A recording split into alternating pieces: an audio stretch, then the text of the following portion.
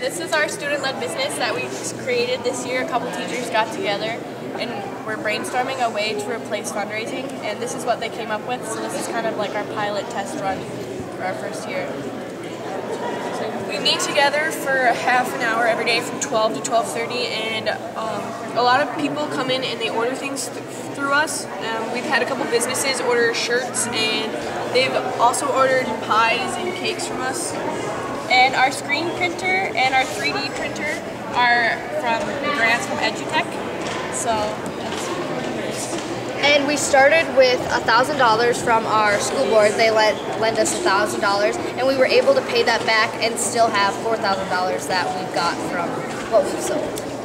And then from our enterprise, we learned a lot of real world skills. Like we know how to interview, and we can change groups if we want to. And we just learned how a business actually runs with this. So that's something we can take out of high school and actually apply it to real world situations. There's 8 departments, and each individual order starts with marketing and sales, and then it goes to either design if it's a shirt or something, and if it's not a shirt and it's food, it just goes to the manufacturing cooking department. And each department has its own jobs. And production control releases MOs and creates invoices, and then we put it through finance, and then finance will get a requisition and quality control is also a group, and there are planners they make sure that the thing that we're selling gets through the departments at the right time, and it's done by its deadline. It has a deadline on there so that when the people fill it out, they can do it. We can also do it through email so that you don't have to come to the school and get one. And we can make shirts, sell pies to anybody who fills one out. And we also have a communications group. I'm the manager of that group, and we basically keep our Facebook page and our Twitter page and our website updated. So we have our projects listed on our webpage that we've done, and we just try to tweet and post on Facebook daily about all of our projects that we're doing. I'd say our biggest profit so far would be cooking. We've sold a lot of things when it comes to pies and cookies with different banquets that we had to do it for. Since there's 8 groups, the 7th through 12th comes through, and in last May, we had to do a test run, and the teachers kind of just threw us into groups to see and we got evaluated based on our personality and our interests. So when we came to school in August, they already had us put in our groups.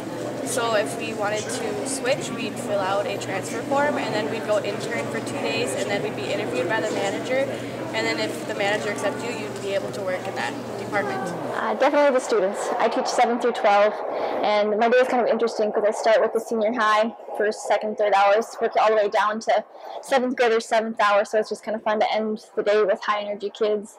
And so definitely the best part of the day is the students.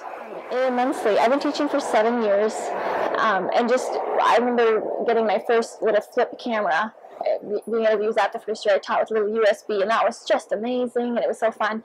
And now our kids are a one-to-one school with iPads, and they can crank out a movie for you in 20 minutes, and they can show you a concept that they've learned, in a visual format. So it's, the processes are still the same of making your brain think and grow, but the way that the students show you what they've learned is amazing. Patience and being okay with mistakes and being okay with failure, and just it's a fast-paced world. Things change a lot, but in practice, it's a lot of stop-start, 2 steps forward, 1 step back. So the challenge, I think, is just in making sure that your mindset is right, that it's not going to go smooth. You're probably not going to be in control the whole time. Once the students take over, it becomes its own entity, but that's where it becomes a really beautiful process too. But yeah, I think the challenge is just in making sure your mindset is open to whatever happens. The biggest reward is for me when it's theirs. When they take it and they'll do a project, and then you see them using it again in another area of their life, or when they teach each other. For example, we do little Kahoot quizzes because they're fun, and I walked into the classroom the other day, and the kids were making Kahoot quizzes for each other, and they were just quizzing each other with this, fun game. So I like when they own it when it becomes theirs, and they don't need me there to facilitate it. It has the networking you can do with educators. You don't need to get a sub and go to all these conferences. You can stay connected at all times, and the sharing of resources and the resources that are available via Twitter, mainly is what I would use, are really incredible.